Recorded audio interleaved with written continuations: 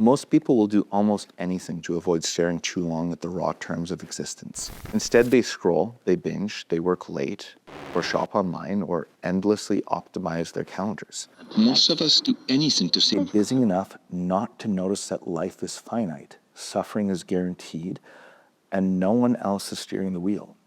Sam Harris once described this dynamic with a metaphor that has stuck with me. It's like watching a bad movie for the fourth time. These things only make sense in light of eternity. It's a strange and almost unbearable paradox in that we live most of our lives as if we don't know how the story ends, even though we absolutely do. We bicker, doom scroll, and micromanage our way through days, weeks, years, until something stops us. A diagnosis, a loss, or a moment of clarity that rips through the fog and reveals what's always been there. The fact of our mortality. Only once we come to terms with our own mortality can we begin to reconcile the limits of our attention and the finiteness of what can be done with the time we've been given. In that moment, the absurdity of our habits becomes vivid. Still, even after we come to this confrontation, most of us slowly recoil and descend back into the safety of our denial. We watch that bad movie for the fourth time or scroll social media when we could and should be utilizing our finite and precious time differently, pursuing our purpose, connecting with loved ones, working towards growth or healing through productive self-care. But we don't, not most of the time. This avoidance isn't weakness, it's human nature.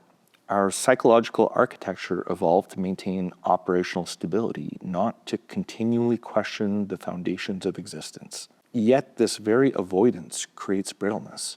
As I alluded to a few paragraphs ago, the person who has never stared into the abyss is utterly unprepared when the abyss finally stares back. The most powerful antidote to this fragility comes not from motivational platitudes or positive thinking, but from deliberate, controlled exposure to existential challenge through philosophy and literature. By voluntarily confronting the most difficult realities of human existence in the realm of ideas first, you develop the mental fortitude to face them in life without breaking. Just as physical hormesis works by introducing controlled doses of stress to strengthen biological systems, philosophical hormesis functions by introducing controlled doses of existential discomfort to strengthen psychological systems. Each exposure to profound, challenging ideas creates micro-adaptations in your worldview, gradually building resilience against nihilism, despair, and cognitive dissonance. The pursuit of existential philosophy must not be undertaken for vanity or academic purposes. Its purpose should instead be psychological preparation for life's inevitable crises.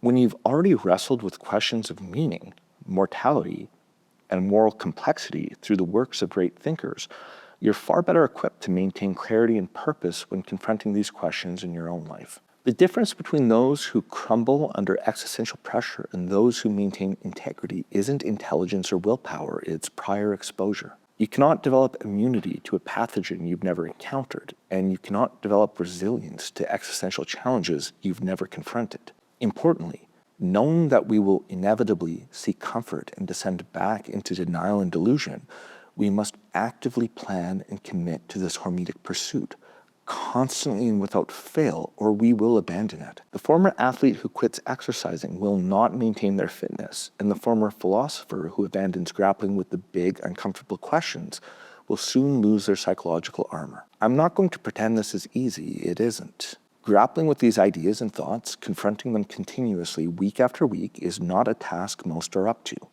Few are, and in full transparency, there are times in my life I have abandoned the pursuit, unable to handle the additional stress beyond the challenges my life has presented. Still, every time I have averted a catastrophe, succeeded in a goal, and otherwise worked towards freeing up my time, the silence creeps back in. Shortly after, the existential dread arrives too, and with vengeance. The longer I exist between bouts of grappling my existence, the more uncomfortable the initial struggles are. So I have slowly, albeit imperfectly, begun prioritizing this struggle, even when I don't believe myself to have the time, strength, or energy. Sometimes my days are filled with this self-induced agony. Others, I struggle to read and think for 15 minutes. Your tolerance and ability to handle this task will differ from my own, and like mine, your tolerance will ebb and flow, constantly changing due to the circumstances. If you are new to this, the only path is straightforward, beginning and then knowing.